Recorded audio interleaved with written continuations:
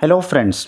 आज हम लोग मराठी उपयोजित लेखन यानी राइटिंग स्किल का लास्ट टॉपिक यानी वैचारिक लेखन जो 8 मार्क्स के लिए बोर्ड के पेपर में आता है, इसका एक एग्जाम्पल स्टडी करेंगे। वैचारिक लेखन यानी विचार से है, सोच के लिखना होता है। इसमें लॉजिकल कुछ साइंटिफिक पॉइंट्स लिखना होता है, स्टोरी नहीं लिख सकते। तो आज का टॉपिक है झाड़े लावा झाड़े जगवा यानी झाड़ लगाओ झाड़ को बचाओ। तो ज़्यादा करके इसमें नेचर से रिलेटेड टॉपिक ज़्यादा होते हैं, निसर्ग आपला गुरु, इस तरीके के पॉल्यूशन के ऊपर टॉपिक्स होते हैं। तो कुछ पॉइंट्स भी दिया है इन्होंने। पर्यावरणाचा ऱ्हास यानी डिक्लाइन यानी एनवायरनमेंट में क्या डिक्लाइन हो रहा है। झाडांचे उपयोग, झाड़ के फ़ायदे भी लिखना है हमको।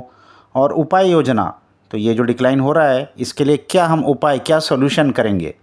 और वृक्ष तोड़ दुष्परिणाम, वृक्ष तोड़ यानी झाड़ को तोड़ने से क्या दुष्परिणाम हो रहे हैं वो भी लिखना है और उसका सोल्यूशन भी लिखना है। तो हम लोग पहले हेडिंग लिखेंगे झाडे लावा झाडे जगवा। फिर स्टार्ट कर रहे हैं। वृक्षांची थोरवी आपल्या भारतात प्राचीन काळापासून गायली गेली आहे। तो थोरवी यानी ग्रेटनेस, झाड़ के जो ग्रेटनेस है, महानता है, वो तो भारत देश में प्राचीन पुराने ज़माने से बताई गई है। तुकाराम महाराजांना तर वृक्ष हे आपले सगे सोयरे वाटतात।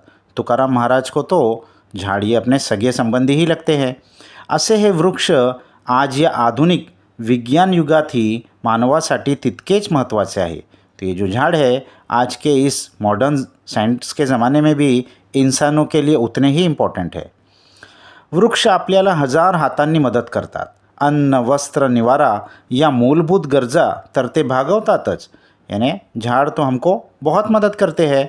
अन्न, वस्त्र, निवारा यानी खाना, कपड़े और छत, ये तो सब देते ही है, बेसिक नीड्स तो पूरी करते ही है।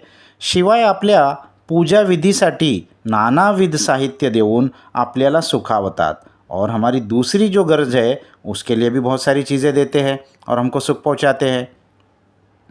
आज वनस्पतींपासून मिळालेल्या अनेक औषधांचा उपयोग करून माणसाने कठीण आजारांवर मात केली आहे।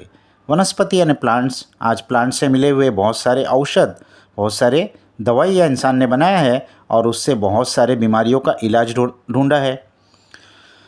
विज्ञानामुळे माणसाने खूप प्रगती केली, पण या विकासासाठी माणसाने अविचाराने जंगलतोड केली। तो विज्ञानामुळे यानी साइंस की वजह से इंसान ने बहुत प्रगति यानी प्रोग्रेस की, लेकिन इस विकास, इस डेवलपमेंट के लिए उसने अविचार से यानी सोचा समझा नहीं और बहुत सारे जंगलों को तोड़ दिया। आपण आपल्या या मित्राचा घात केल्याने स्वतःवरच दुष्काळाचे, प्रदूषणाचे संकट ओढवून घेत आहोत। और हमने इस अपने दोस्त यानी झाड़ को जो घात किया है, इसको जो मारा है, काटा है, इससे खुद अपने ऊपर ही मुसीबत मोल ली है। इससे दुष्काळ यानी फैमिन और प्रदूषण, पॉल्यूशन हमारे लिए हो गया है। याचा माणसाला विसर पडलेला आहे। तो इस बात को इंसान भूल गया है। बेसुमार वृक्ष तोडीमुळे पर्यावरणाचा समतोल ढासळत चालला है। तो ये जो एक्सेसिव झाड़ों को इंसान तोड़ रहा है, इससे पर्यावरण का जो बैलेंस है वो गिर रहा है, खराब हो रहा है। वृक्ष हवेतील कार्बन डायऑक्साईड शोषून घेतात आणि प्राणवायू हवेत सोडून हवा शुद्ध करण्याचे काम करतात।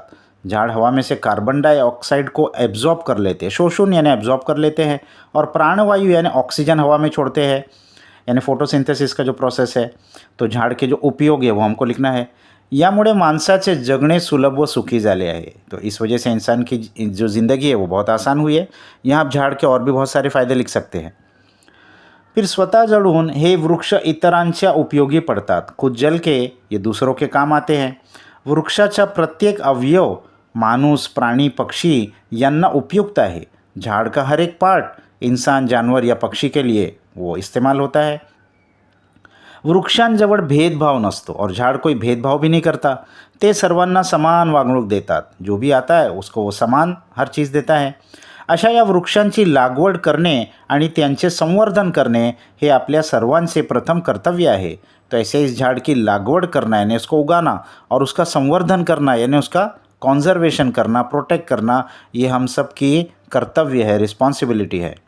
उशिरा का होईना पण आपल्याला या संकटाची चाहूल लागली आहे। तो देर से ही क्यों ना हो, हमको इस मुसीबत के अंदाज़ा हो गया है कि झाड़ काटने से हम बहुत बड़े मुसीबत में फंस गए हैं। त्यामुळे झाडे लावा झाडे जगवा अशी जनजागृती मोहीम सुरू झाली आहे। तो अब झाड़ लगाओ झाड़ जगाओ ऐसी जन जागृती यानी लोगों में ऐसी अवेअरनेस की मुहिम अब शुरू हो गई है, लोगों के समझ में आ रहा है. सामाजिक वनीकरण सारखे प्रकल्प मोठ्या प्रमाणावर हाती घेतले जात आहे और सामाजिक वनीकरण यानी बहुत बड़े तादाद में एफॉरेस्टेशन करना, पूरे जंगल फिर से लगाना, ऐसे बहुत सारे प्रोजेक्ट भी शुरू हो रहे हैं. या आणि यांसारख्या विविध प्रकल्पांना आपण सर्वांनीच हार्दिक साथ दिली, ये और इस जैसे और भी प्रोजेक्ट्स को अगर हम सब ने मिलकर अगर अपना साथ दिया तर आपली वसुंधरा, तो हमारी ये जो वसुंधरा यानी धरती पृथ्वी पुन्हा एकदा सुजलाम सुफलाम व्हायला वेळ लागणार नहीं. फिर से एक बार सुजलाम सुफलाम यानी हरी भरी होने के लिए वक्त नहीं लगेगा. तो इस तरीके से हम इसको लिखेंगे. नेक्स्ट वीडियो तक बाय बाय.